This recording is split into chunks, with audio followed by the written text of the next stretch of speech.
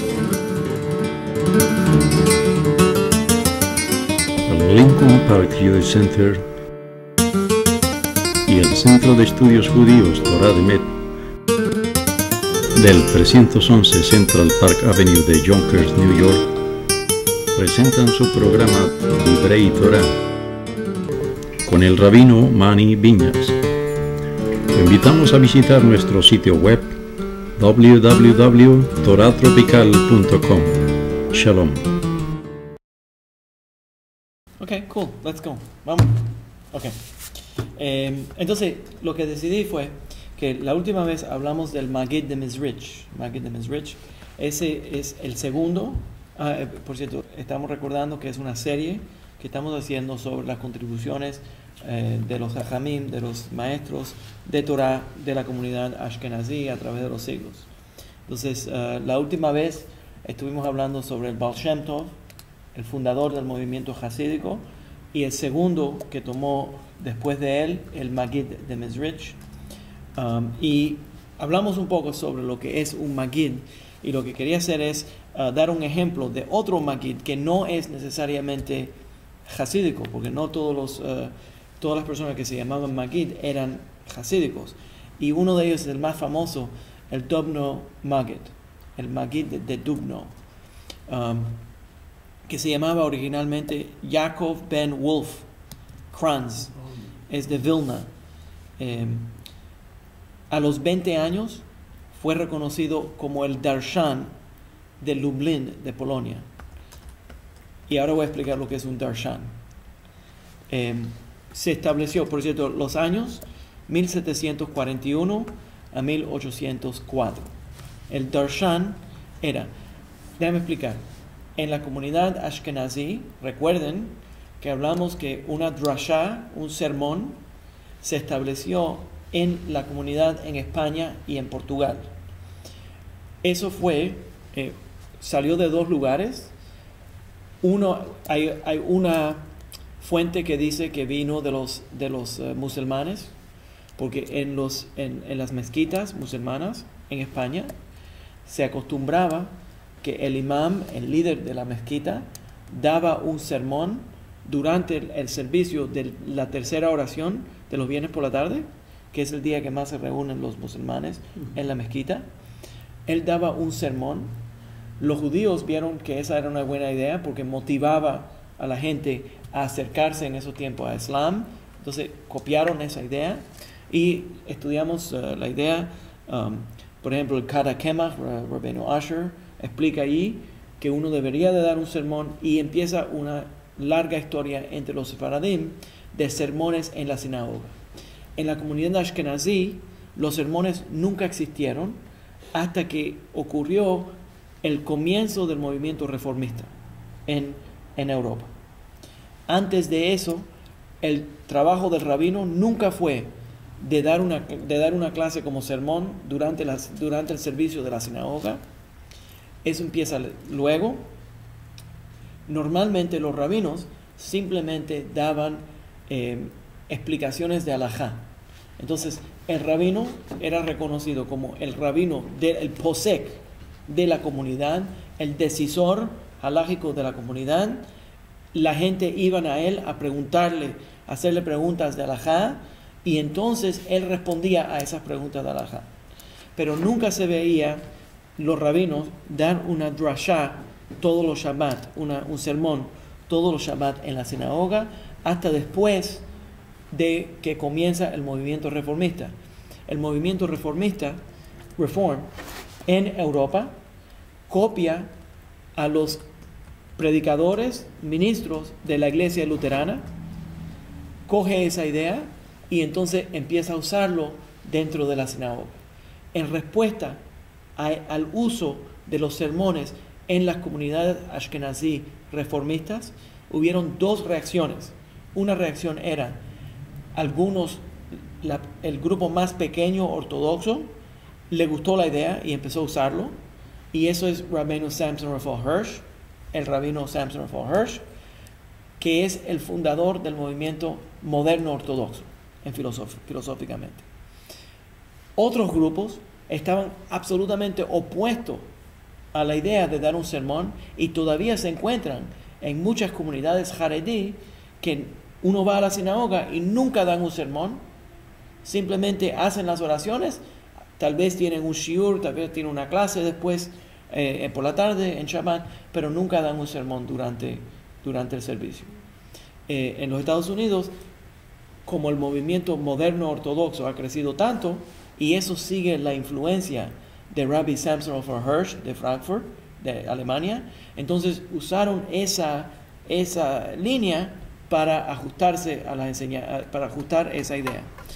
Otra innovaciones que hicieron Rabbi Samson of Hirsch copiando al movimiento reformista.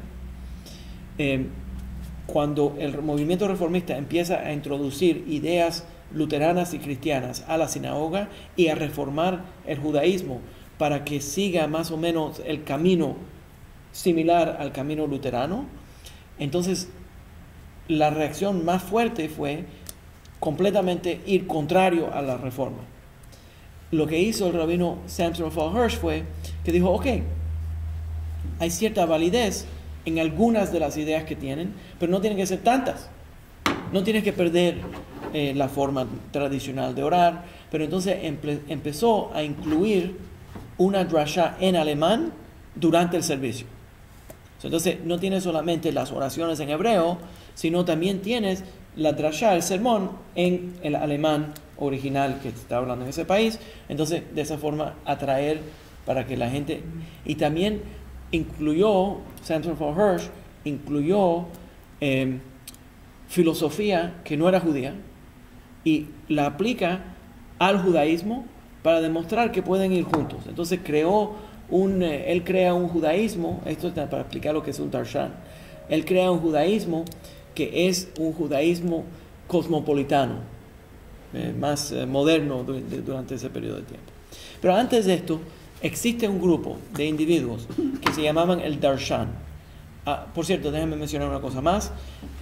Entonces se entiende que normalmente los rabinos en la comunidad ashkenazí no daban ningún sermón en ninguno de los días, menos ciertos Shabbatot del año.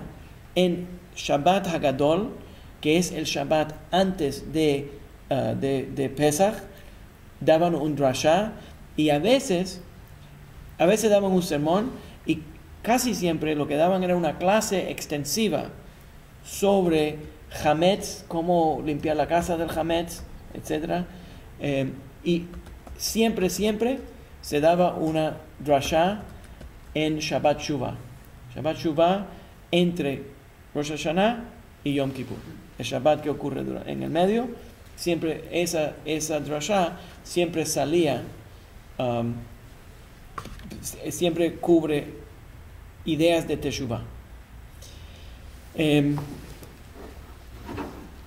Sobre un tema, una cosa más, que hay una opinión que dice que Shabbat Hagadol se llama Shabbat Hagadol porque era una drasha grande, era un Shabbat largo, porque el rabino lo extendía y daba un sermón largo. Entonces algunos dicen que ese es Shabbat Hagadol. Pero normalmente en la comunidad de Ashkenazí nunca se daba una drasha. Entonces tienes dos grupos de individuos que durante este periodo de tiempo, 1650 a 1800, se desarrollan un grupo de o rabinos, personas que eran reconocidos como rabinos, o personas que simplemente sabían cómo dar un sermón. Un grupo es el Magid y el otro es el Darshan. Y a veces el Magid y el Darshan son lo mismo. Pero habían personas que se llamaban Magid y habían personas que se llamaban Darshan. Ahora, normalmente, cuando alguien se llamaba Darshan, lo llamaban Darshan era porque tenía mucho conocimiento y era o rabino o casi rabino. El Magid casi siempre tenían reputaciones de no ser muy eruditos en halajá, en ley, pero sabían cómo motivar a la gente. Entonces, el Dovno Magid, a los 20 años, es puesto en la posición de Darshan. Y esos Darshanim eran las personas que sí daban sermones y estaban reconocidos para dar el sermón por la comunidad. El rabino los empoderaba como el que daba el sermón, Y entonces esa persona se concentraba en la sinagoga a dar esos sermones. Recuerden la palabra en Yiddish para una sinagoga es shul, la gente lo llama un shul. ¿Qué es lo que es el shul? El shul es una escuela. En inglés es school, ¿yeah? Es lo mismo en alemán. La base es que la sinagoga era una escuela, casi siempre era en el mismo edificio a donde tenían las clases.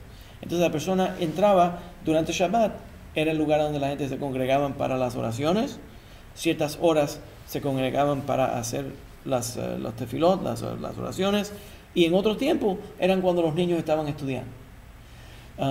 Entonces, casi siempre los sermones ashkenazí se concentraban en dar una didáctica intelectual, explicarlo intelectualmente lo que es la halajá, similar a las explicaciones de Rashi.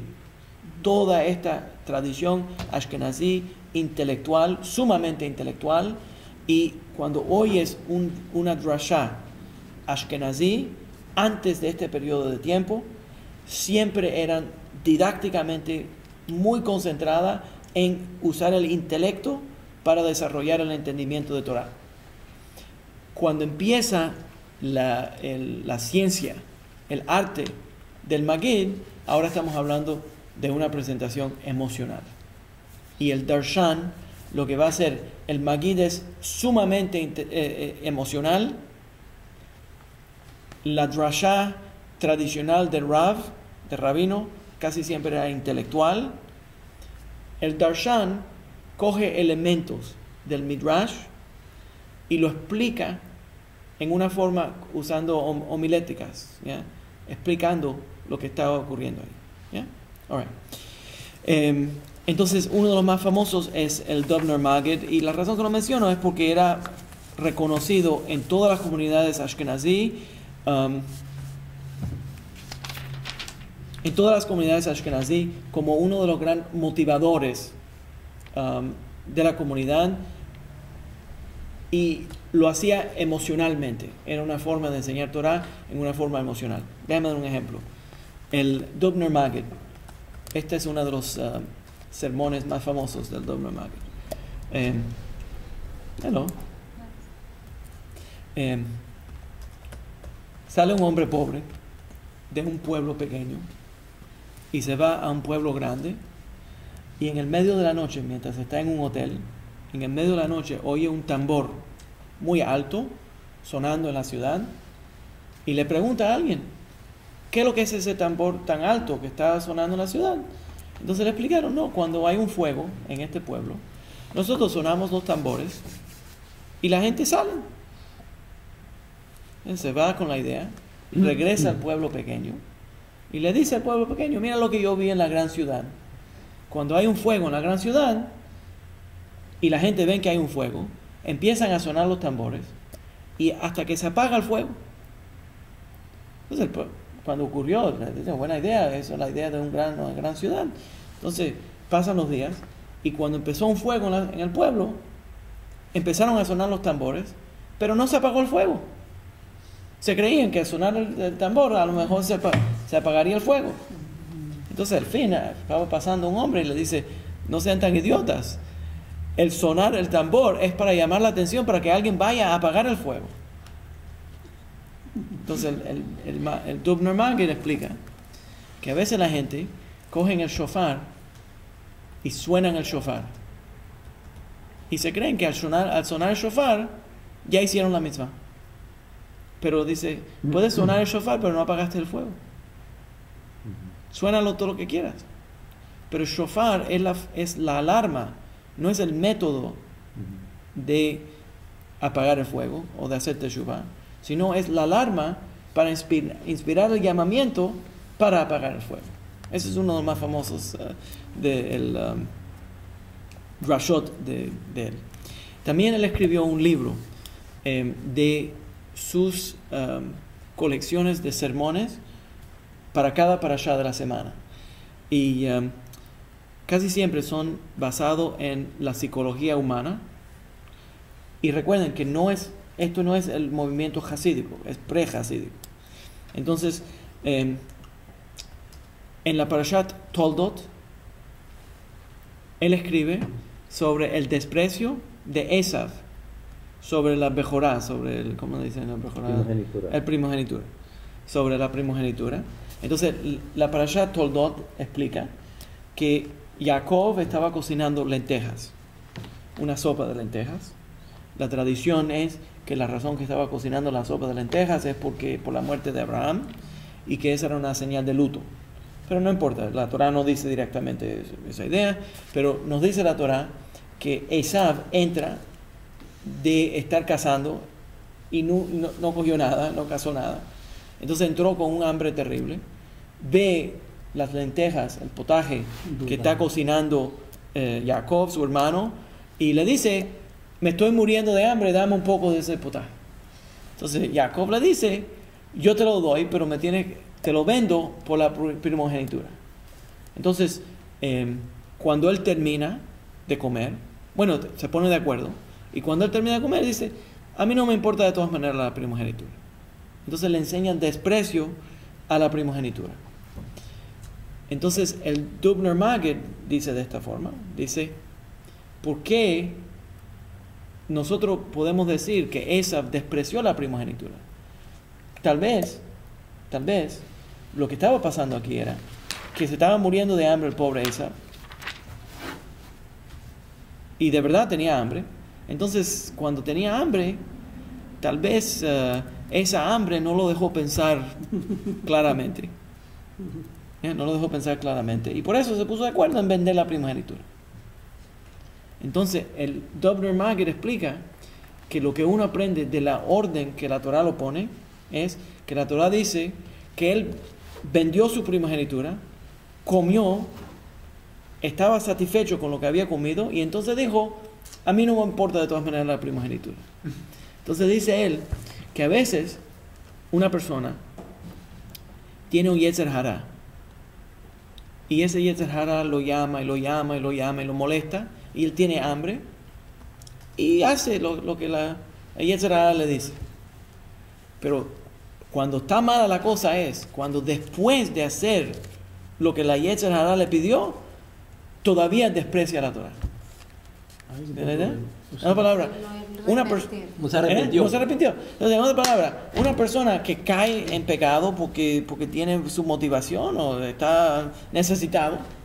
Entonces, ok, cayó en pecado, pero por lo menos no digas que no servía a la Torá o que no te vale la Torá. No, una persona sana, una persona santa, un tzadik, es una persona que dice: wow, mira hasta dónde caí. ¿Me entiendes? Entonces, esa es una de las formas que el Dubner Maggid explica la Torah. ¿Ya? Estos son ejemplos, nada más. Ok. Pues entonces parece como estaba trabajando Beal Shantom. Con las historias que Beal Shantom, que el Shantom. Es una cosa similar. Parecido, ¿no? El Baal Shem Tov. Es una cosa similar. Ese es el Ogel Jacob. Sí, correcto. Yeah. Ok.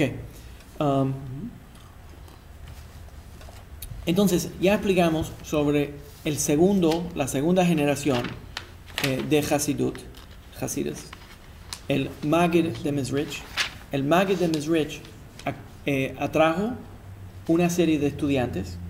El Maggid de Mezrich toma el mando de Hasidut de el Baal Shem Tov, y cuando trae un grupo de estudiantes, él crea lo que él llamó la Hebra Kadisha. La Hebra Kadisha no es, en este caso, normalmente la Hebra Kadisha es el grupo que entierra, que hace los entierros.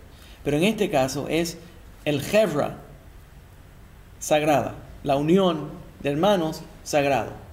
Entonces creó una sociedad completamente separada del resto de las comunidades, trajo a sus estudiantes, y él es que se encargó de promover, proselitizar el movimiento y hacerlo crecer, el movimiento hasídico.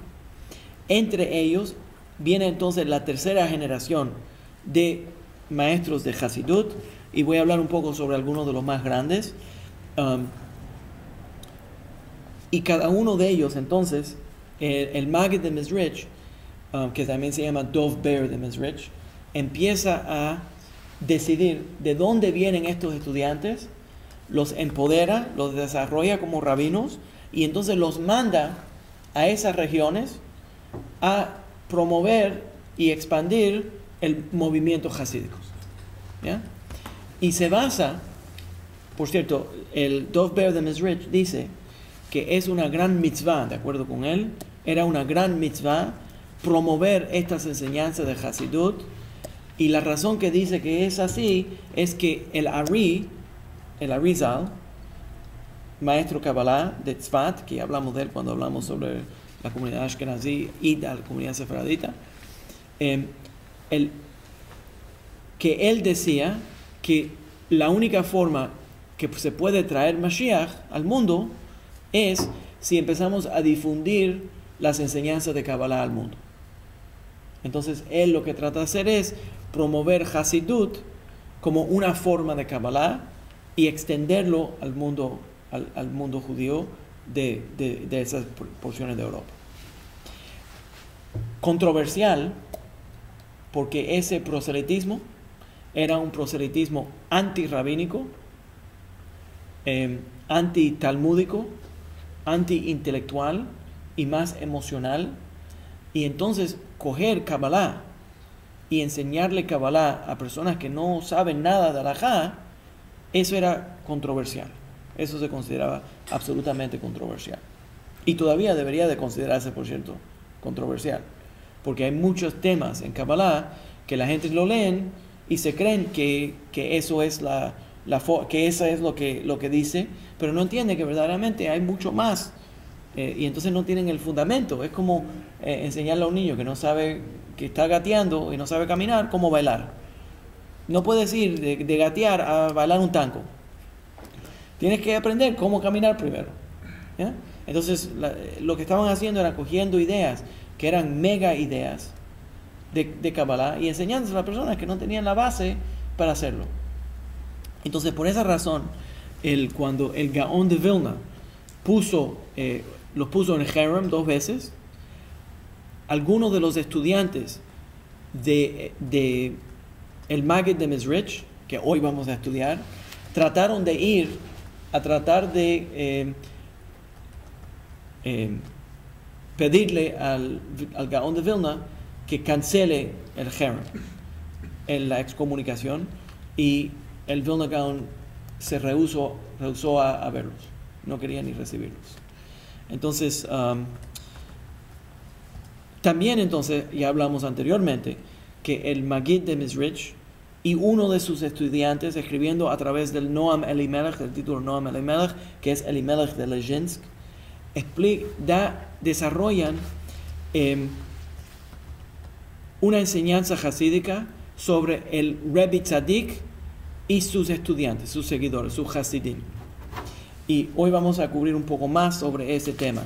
Pero una de las cosas que forma la cultura de los hasidim es, por primera vez en el judaísmo, se desarrolla todavía más profundamente una conexión espiritual, emocional entre el estudiante y el maestro. Ahora, normalmente siempre existía, tradicionalmente en el judaísmo, una gran conexión muy profunda entre el Talmid y el Rebbe y el maestro. Pero en este caso, el movimiento hasídico presenta una filosofía basada en las enseñanzas de Reb Zusha y de Rebbe Elimelech, del Noam Elimelech, que coge ideas cabalísticas entre el Yesh y el Ayin. Voy a explicar lo que es el Yesh. Perdón, que se llevó atrás. En una palabra, el movimiento hasídico, pues lo que está promoviendo el conocimiento, digamos, de Kabbalah, pero que no lo hace con una base halágica. Y eso pues, prácticamente es lo que se ve flojo. Sí, originalmente no lo hacían con una base halágica. Okay. Y hoy vamos a empezar a hablar sobre cómo empiezan a ajustarse a incluir más halajá. ¿Ya? Y hoy en día el movimiento hasídico se ha vuelto más halágico. Okay. Pero en muchos casos, en muchas áreas, no es tan... siguen ciertas prácticas que halágicamente no eran recomendadas. ¿Ya? Ok. ¿Se entiende lo que estoy diciendo? Ya. Pero originalmente eran menos halágicos y los rabinos que eran extremadamente halágicos, se concentraban en el sistema intelectual del judaísmo, no aprobaron ese movimiento y por eso lo querían excomunicar. ¿Ya? Pero esa no es la parte más controversial. La parte más controversial es el desarrollo de este yesh y ayin tipo de idea. Y voy a explicarlo un poco. Pero déjame dar algunos primeros y entonces los maestros primero y entonces quienes explican qué. ¿Ya? Ok. Los nombres. Los más famosos. Reb Aaron of Karlin, de Karlin. Reb Aaron de Karlin. Elimelech de Lezhinsk. Zusha. Zusha, ¿tú sabes quién es Zusha? Tremendo, muy famoso en el mundo hasídico. Menachem Mendel de Vitebsk. Shmelka y Pinchas Horowitz, eran dos hermanos que formaron uno de los grandes movimientos hasídicos. Y también, entonces vamos a hablar también sobre Shneur Zalman de Liadi y otros, la cuarta generación de los hasidim, pero esta es la tercera generación en el movimiento hasídico. Primero, concentrarme en Reb Zusha. Lo más famoso de Reb Zusha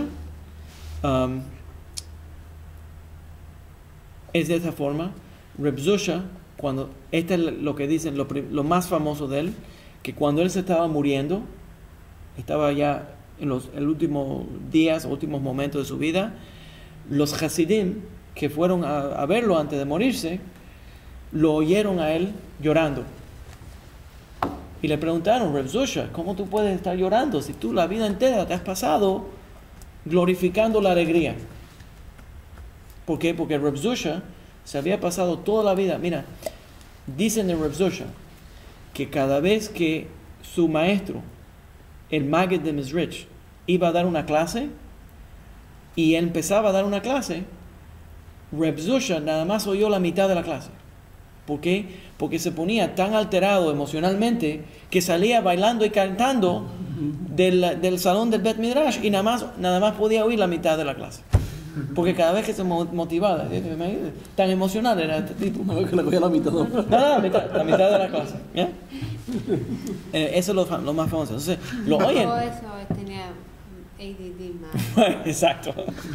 Un poquito de Ritalin lo hubiera ayudado, pero ya yo lo diagnostiqué. Pero entonces se emocionaba tanto que saltaba, bailaba. Bueno, dicen que cuando empezaba en un lugar de orar, terminaba en el otro extremo del cuarto por estar bailando durante la oración. Empezaba a bailar, se quitaba los zapatos, saltaba, bailaba, gritaba durante la oración.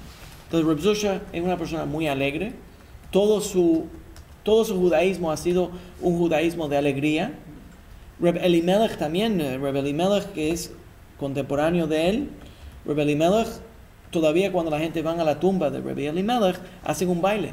¿Por qué? Porque Reb Elimelech, cuando enseñaba Torah, estaba bailando mientras enseñaba Torah. Y muchas veces él enseñaba Torah en la taberna. Entonces iba a la taberna y allí enseñaba Torah mientras cantaba y bailaba con los hombres que habían regresado al trabajo. Entonces él tocaba música y de esa forma promovía el estudio de Torah. Muy emocional. Entonces se está muriendo Reb Zusha y empieza a llorar. Entonces dicen, Rebbe, pero ¿cómo tú puedes estar llorando si te has pasado toda la vida de esta forma? Entonces Reb Zusha dice, estoy llorando de alegría porque en este último momento de mi vida se me ha prendido la luz y he entendido el gran secreto de la vida. ¿Cuál es el secreto de la vida? Dice Reb Zusha. Reb Zusha explica que cuando uno se muere, Dios no le va a decir, ¿por qué tú no fuiste Moshe Rabbeinu? Dios no le va a decir, ¿por qué tú no fuiste Rabbi Akiva? Dios le va a decir, ¿por qué no fuiste Zusha? En otra palabra, cuando uno llega al otro mundo, Dios no espera que tú seas uno de los grandes perfectos del mundo. Simplemente quiere que tú seas el potencial que tú tienes. Entonces su llanto era un llanto de alegría, de que de pronto había entendido que toda la vida lo mejor que él podía haber sido es ser él mismo. Ser auténtico. Ser auténtico. Entonces, se cuentan muchas cosas sobre Zusha de Anipod. Interesante, tiene una lección que te he dado. Tremendo. Es una verdad eso. No, hoy el resto, hoy el resto, hay más. No te excites, no salgas bailando y cantando. Quédate un poquito. No, ya está bailando. No, tengo que aguantarlo. Ya está. Tengo que aguantarlo porque viene el ladrón ahora. Viene el ladrón. ¿Ya? Oye, el título de esta clase es lo que uno puede aprender del ladrón. ¿Ya? ¿Sabes lo que es? ¿Lo has leído? Lo que uno puede aprender del ladrón es tremendo, tremendo. Por cierto, esta no es la idea que empieza con Reb Zusha, pero él la desarrolla más todavía. ¿Ya? Pero en la Gemara en Brajot, el Talmud, en la sección de las bendiciones, y que habla de oraciones, habla sobre la oración del ladrón. Una palabra. Todo el mundo, cuando va a trabajar o tiene algún problema en su vida, le pide a Dios por ayuda. El ladrón también. El ladrón también va a robar. Irónicamente, le dice a Dios, Dios, ayúdame de que no me cojan o que no me arresten. Que no me pillen, ¿no? Entonces, el ladrón también es una persona que ora a Dios. Hasta los ladrones le oran a Dios. Ok, pero anyways, un poco más sobre uno más. Hay una historia. La razón que voy a darle cuentos, historias de los Hasidim, es porque esa es la forma que enseñaban culturalmente de la montaña propiedad. Reb Zusha, otra fama que tenía Reb Zusha era que era extremadamente pobre, y casi todos estos grandes líderes del movimiento hasídico eran absolutamente pobres, no tenían nada. Reb Zusha decían que la única parte de los zapatos de él que todavía estaban intactos era la parte de arriba, pero la parte de abajo completamente ya se habían gastado completamente. Entonces Reb Zusha vivía en una situación muy terrible, de mucha pobreza, y se cuenta que había un hombre, un rabino, un judío, un estudiante de Talmud, que fue a ver al Maggid de Mezrich, al maestro de Reb Zusha, y le dijo, hay algo que me molesta del Talmud en Brajot, que dice que uno debería de darle gracias a Dios por los bienes que uno recibe y también por el mal que uno recibe. Entonces dice, ¿cómo es posible que uno tenga, ¿te imaginas? Algo malo te pase y entonces te tengan que darle gracias a Dios. Gracias por darme ese problema. Gracias por darme ese problema. Entonces el Maggid le dice, mira, yo no soy experto en ese área. El maestro le dice, yo no soy experto en ese área, pero ¿por qué no vas a ver a Reb Zusha? Reb Zusha ha tenido mucho sufrimiento en su vida. ¿Por qué no vas a hablarle a Reb Zusha? Entonces este hombre viaja a la casa de Reb Zusha y se encuentra que cuando toca la puerta es una puerta débil, es una casa que está desbaratada, entonces y no tiene nada. Entonces entra y no tiene muebles en la casa. No, el Reb Zusha no puede ofrecerle nada de comer, le ofrece agua. ¿Ya?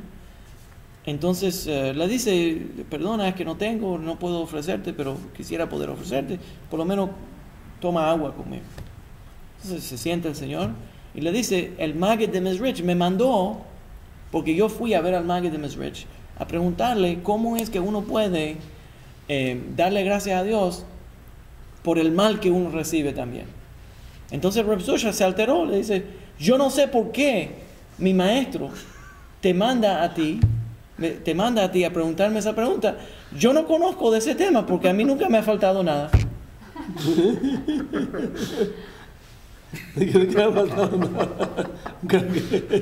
¿Esa es la historia? Nunca me ha faltado nada interesante. Porque a mí, gracias a Dios, no me ha faltado nada. Esa es la historia. Ok. La leyenda de la vida de Reb Zusha es que los padres de él eran huérfanos, los dos eran huérfanos. La madre, los abuelos por parte de madre y los abuelos por parte de padre, los cuatro habían sido matados en un pogrom. Los dos niños se criaron en la misma comunidad como huérfanos y parece que se conectaron, y que los dos venían de familias de rabinos, pero eran completamente analfabetos porque eran huérfanos, porque nunca habían podido estudiar, siempre habían tenido que trabajar y habían pasado por mucha pobreza. El padre de Reb Zusha, entonces, se ganaba la vida cargando agua del río para el pueblo y traía el agua para la sinagoga le compraba el agua para la gente y entonces de esa forma se ganaba la vida. La leyenda entonces es que un día cuando él fue al río a buscar agua, se encontró un tesoro en joyas.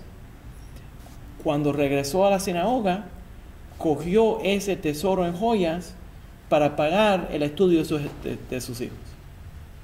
¿Ya? Entonces, de esa es la forma que Reb Zusha estudió Torah. ¿Ya? Reb Zusha entonces hereda esta idea de estudio de Torah, y la gente decía que para él era natural porque su abuelo había sido un gran Talmid Jajam. ¿Ya? Ok. Déjame darle las 7 cosas que dice, lo escribí porque hay que tener cuidado con esto. Las 7 cosas que uno aprende de un ladrón.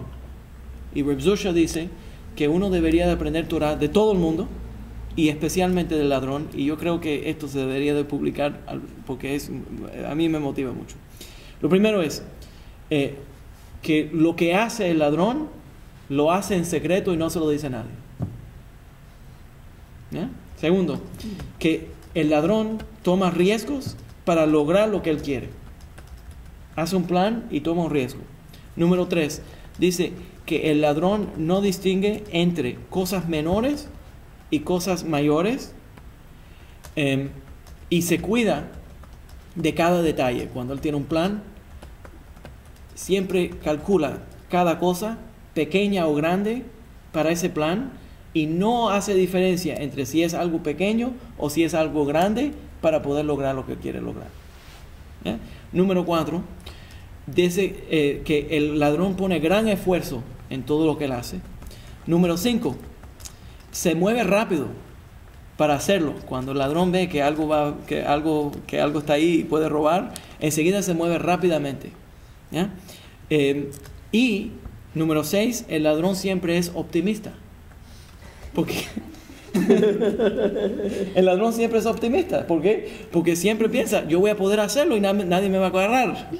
Entonces, uno debería también ser optimista en la vida, ¿ya? Siempre decir, yo voy a poder hacerlo. Y entonces, número 7, la más importante lección que uno puede aprender del ladrón es que si él falla, vuelve a tratar. Y de cada fallo, encuentra otra forma de robar. ¿Ya? Entonces, él explica más todavía. Dice, cuando el ladrón, aunque lo agarren y lo tiren en la cárcel, ¿ya? Entonces cuando él va a la cárcel, empieza a comparar notas con los otros ladrones para mejorar su forma de trabajo. ¿Ya? ¿Su qué? Su profesión. Y su arte, ¿ya? El arte de robar. Entonces dice que uno debería también de aprender todas estas lecciones del ladrón. ¿Quiere la lista de nuevo? Sí, la 4. Toda la lista entera. A mí me encanta esta lista. Lo primero, que todo lo que el ladrón hace, lo hace en secreto. No se lo dice a nadie. ¿Eh? Número 2, el ladrón toma riesgos para lograr lo que él quiere lograr. Número 3, él no crea distinciones entre las cosas menores, los detalles menores y los detalles mayores para lograr lo que él necesita. Se cuida de cada detalle, importante o que no sea importante. Número 4, se pone gran esfuerzo en todo lo que él va a hacer. Número 5, se esfuerza mucho en todo lo que él va a hacer, pone todo su interés y todo su intento en lo que él va a hacer. Número 5, se mueve rápido. Cuando decide que va a hacer algo, no se pone a esperar, él lo hace. ¿Ya? Número 6, el ladrón siempre es optimista. Y número 7, cuando falla, no deja de tratar y vuelve a tratar de nuevo. ¿Ya? Esas son las lecciones de acuerdo con Reb Zusha que uno puede aprender de un ladrón. ¿Ya? Les di las fechas sobre Reb Zusha, no me acuerdo. No. Las fechas, los años, déjame ver, ¿dónde están? Interesante, ¿verdad? 1745 a 1812. El próximo grande de los grandes de los maestros de Hasidut de la tercera generación es Reb Levi Yitzchak de Bardichev. You've heard of him? You never heard of him? You're really dati leumi. You don't know about these guys, eh? Okay. Este es uno de mis favoritos. Ahora, a mí me encanta Reb Zusha. Imagínate, prender Torah de un ladrón. Es buena idea. Pero Reb Levi de Bardichev es el libro del Kedushat Levi. ¿Te acuerdas que me mencionaste? Ese es el Kedushat Levi. Okay. 1740 a 1809. Reb Levi Yitzchak de Bardichev. Todavía uno de los más famosos nombres, combinaciones de nombres que se le pone en la comunidad hasídica es Levi Yitzchak. Se usa mucho. Nombrado por Reb Levi Yitzchak, en nombre de Reb Levi Yitzchak de Bardichev.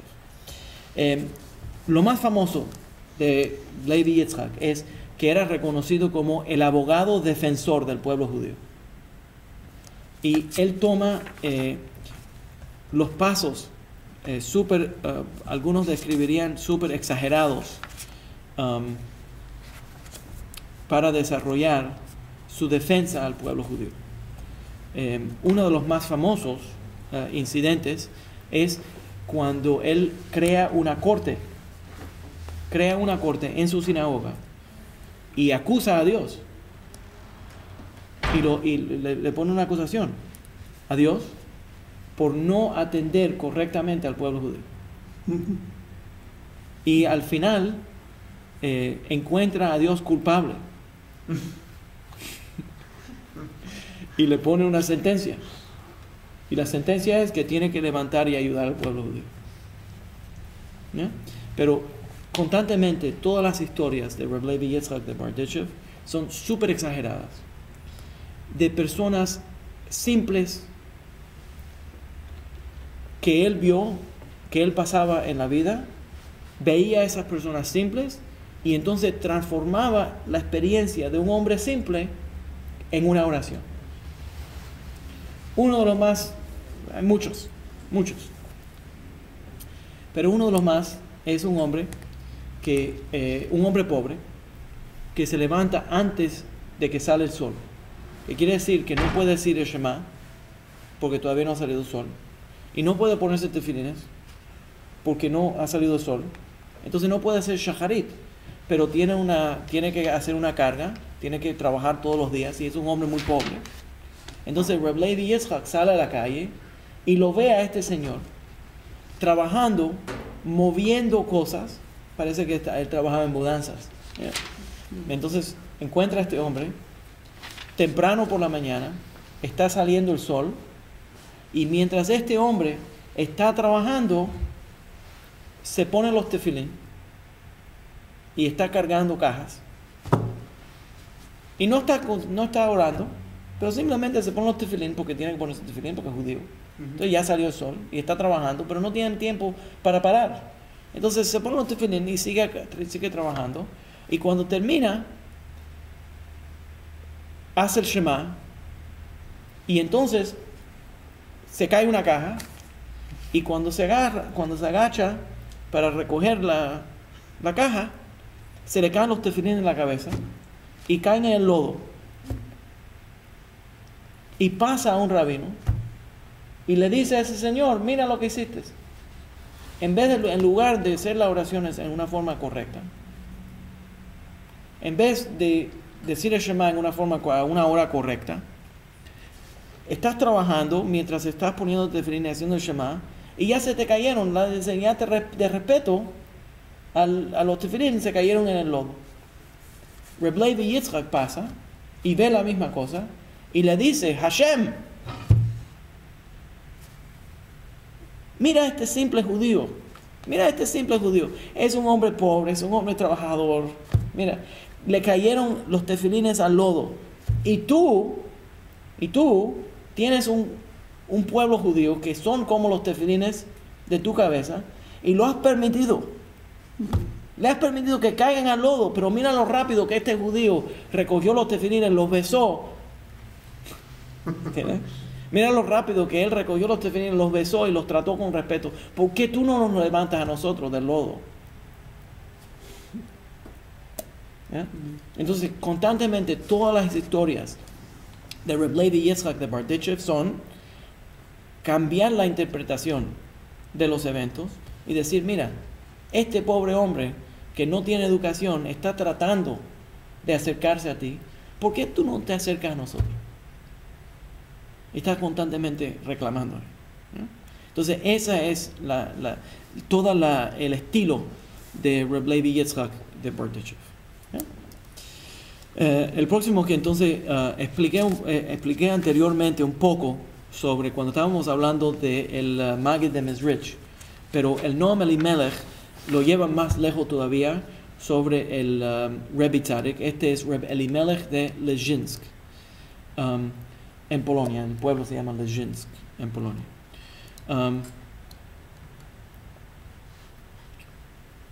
Reb Elimelech es parte de este grupo de la Hebra Kadishah que estaba explicando, el círculo más cercano de los estudiantes del Maggid de Mezrich.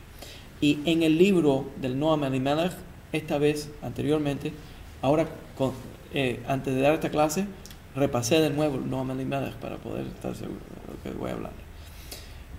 El Arizal explica en Kabbalah uno de los temas más difíciles, más complejos en Kabbalah, se basa en Maaseh Bereshit, en el acto de la creación. Recuerden que cuando estudiamos Kabbalah hay dos secciones más importantes. Una es Maaseh Bereshit y los Maaseh Merkabah, la carroza y la creación. En el estudio de Kabbalah, las secciones que tienen que ver con la creación, una de las áreas que se concentra es Tzimtzum. Cuando hablamos originalmente de Tzimtzum, la condensación de la luz y la forma de crear las cosas que existen, viniendo del Ein Sof, de lo que no tiene límite, de lo infinito, al mundo infinito, al mundo finito. Eso se llama Yesh Me'ayin, algo que viene de nada. ¿Se entiende? El Ayin sería lo infinito, que no hay, que es nada. Yesh, algo que es. Entonces, en Kabbalah, cuando el Ari habla del Yesh Me'ayin, está hablando de ese proceso que Dios combinó la presencia divina con la ausencia de la presencia divina, o verdaderamente no la ausencia no la ausencia, sino la forma de esconder la presencia divina en una forma física. ¿Se entiende? O la expresión de lo infinito en una forma finita, y lo infinito sin expresión, lo espiritual con lo físico. Y esa combinación del Yesh Me'ayin, del Ayin y del Yesh, es la forma que el Ari y muchos otros Mekubalim explican la creación del mundo. ¿Se está entendiendo esto? ¿Es demasiado? El Yesh Me'ayin es la combinación del Ein Sof. El Yesh Me'ayin quiere decir que Dios hizo algo de nada. De nada. ¿Se entiende? Y el nada verdaderamente es lo infinito. Que lo infinito no tiene nada, pero incluye todo. Sí. ¿Se entiende? Entonces, ahora, ¿cómo le doy forma, cómo le doy expresión a lo infinito? Y cómo conecto la energía infinita con la finalidad, la realidad finita. ¿Entiende? Lo físico. El Noam Elimelech coge este concepto de Yesh y de Ayin y lo lleva más lejos, y entonces dice que el Rebbe es un tzadik. Él explica un nuevo concepto en Hasidut que anteriormente en el judaísmo no existe, y eso es que el Rebbe tzadik es una persona pura, que no tiene Yetzer Hara, que no tiene deseo del mal, vino a este mundo a ayudar a la gente común, y él sirve como un puente entre el Yesh y el Ayin, o el Yesh y Ayin. Mira las palabras. de ahí empieza entonces un movimiento dentro del mundo hasídico.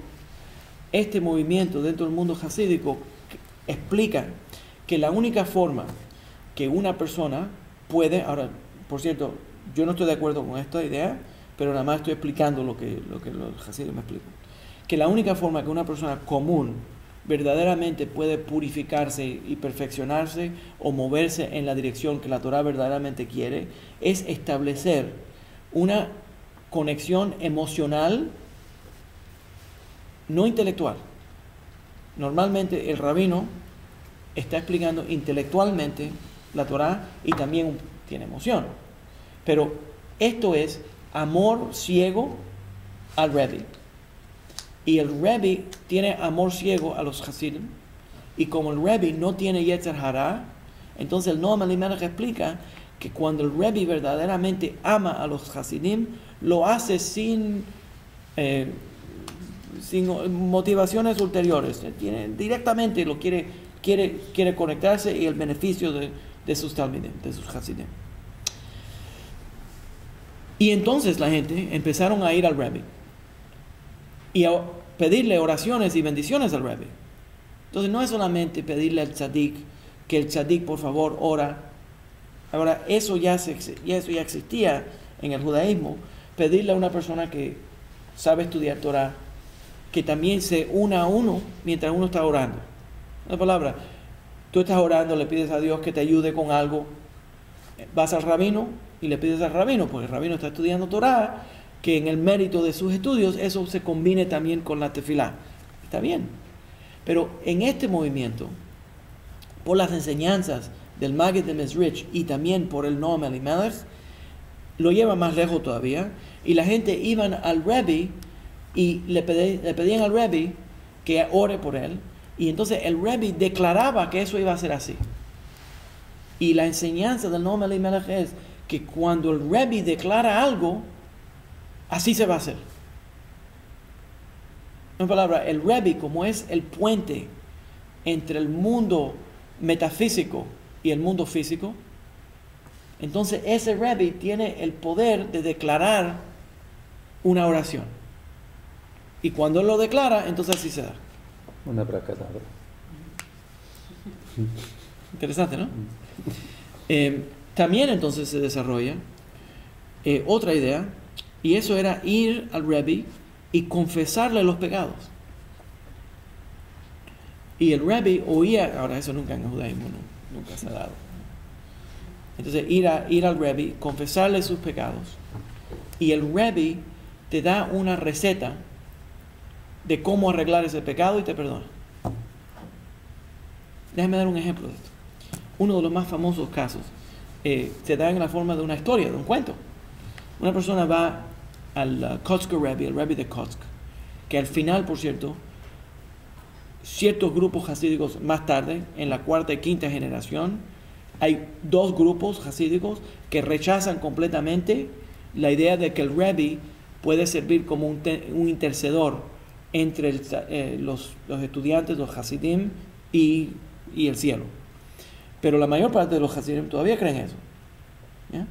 Entonces, uno de los más famosos fue a un Rebbe y le confesó un pecado que le había hecho. Y el Rebbe se va corriendo, se va del cuarto y regresa en hora y media. Dice, Rebbe, where'd you go? Like, ¿a dónde fuiste? Entonces dice, ¿sabes lo que pasa? Que yo, para conectarme con el resto de los hasidim, yo me he imaginado a mí mismo participando en averot, participando en pecados, para entender el espacio a donde la gente está. Pero este pecado que me traíste, yo nunca había contemplado. Entonces el Rebbe se fue del cuarto para contemplar la energía de ese pecado y de esa forma poder subsumir ese pecado y ayudar a esa persona a dejar el pecado. Hagan con esa historia lo que ustedes quieran. ¿Sí? Pero eso es muy común. Eso es parte de la cultura hasídica. Entonces, mucha gente confesaban esto. Por cierto, la idea del ayin y yesh y ayin la existencia y lo nada, ¿ya? El infinito y lo finito, se conecta entonces en Hasidut, no solamente que el Rebbe es como un puente entre esas dos, o combina esas dos, y sirve para traer esa energía. Entonces el Rebbe trae ideas divinas al mundo, porque él es el puente, y el puente va en las dos direcciones. Entonces cuando uno va al Rebbe, le puede pedir al Rebbe, dame una bendición para tal cosa. Entonces el Rebbe, en vez de traer la energía así, la manda así. Entonces él sirve como un puente entre la tierra y el cielo. ¿Ya? Los Hasidim entonces lo llevan también una idea interesante en Kabbalah. Y esto verdaderamente es una idea del Ramchal, del Rav Moshe Chaim Luzzatto, y también del Ari. Pero entonces los Hasidim usan esta idea del Yesh y el Ayin para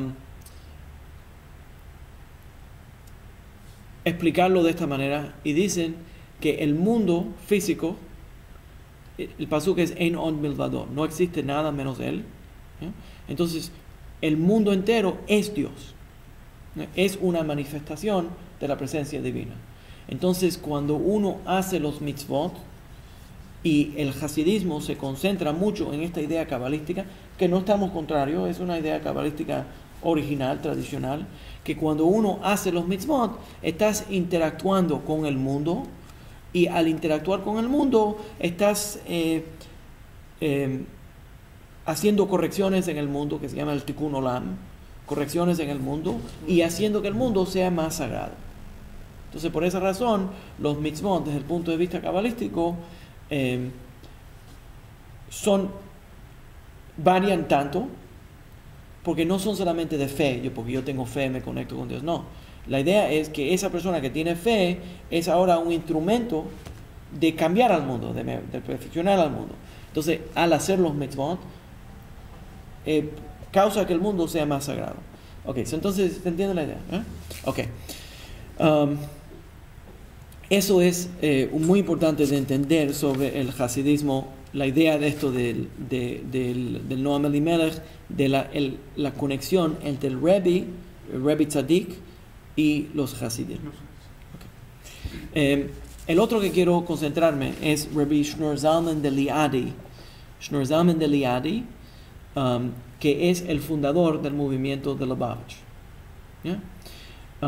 Shneur Zalman de Liadi, el año 1745 a 1812, también llamado el Baal HaTanya, que escribió el libro del Tanya, y entonces él también, y su rama de hasidismo es más intelectual, emocional también, pero él trata de incluir una rama intelectual al hasidismo, y él es el que escribe un Shulchan Aruch que se llama el Shulchan Aruch Harav. El Shulchan Aruch Harav, un trabalengua, el Shulchan Aruch Harav, es la ley del Shulchan Aruch con comentario de Shneur Zalman de Liadi, explicando las costumbres hasídicas, y cómo se aplican en Halajá. Hemos hablado extensivamente sobre esta idea del Rebbe Tzadik, pero esto se presenta mucho dentro del Tanya, y el Tanya formaliza también una serie de enseñanzas, y yo creo que hemos hablado un poco más sobre este tema, pero un toque nada más. El Baal HaTanya, Shneur Zalman de Liadi, fundador del movimiento, que también los Lubavitcher Hasidim le llaman el Alter Rebbe, el antiguo rabino, que fue encarcelado, por cierto, por esta controversia entre el Vilna Gaon y Shneur Zalman de Liadi. Algunos de estos líderes hasídicos fueron encarcelados porque estaban haciendo, algunos opinan que estaban haciendo cosas que eran contrarias a la ley, otros que el gobierno no quería promover este tipo de judaísmo, estaba causando problemas. Entonces, y como había tanta controversia dentro de la comunidad judía, ciertos rabinos terminaron arrestados. Casi todos los líderes del movimiento hasídico terminaron arrestados en diferentes porciones del tiempo. Y interesantemente, dentro, por ejemplo, del movimiento Chabad, la fecha Yud Tet Kislev, el 19 de Kislev, es una fiesta que es cuando el Rebbe de Lubavitch fue soltado de la cárcel. ¿Ya? Entonces voy a hablar un poquito sobre este tema. Pero en el Tanya, él lo desarrolla la misma idea del Noam Elimelech, el pacto entre los tzadikim, que eso es nuevo, la idea de que un tzadik no tiene Yetzer Hara, eso es nuevo en el hasidismo, y su conexión con los hasidim. Él dice que hay tres tipos de personas: Rishaim, que son los malos, las personas que nacen sin Yetzer Hatov, nacen sin deseo de hacer bien, todo lo que vienen es a destruir. ¿Eh? Y dice que el Lincoln Park Youth Center y el Centro de Estudios Judíos Torah de Met del 311 Central Park Avenue de Yonkers, New York, presentaron su programa Divrei Torah con el rabino Mani Viñas. Te invitamos a visitar nuestro sitio web www.toratropical.com. Shalom.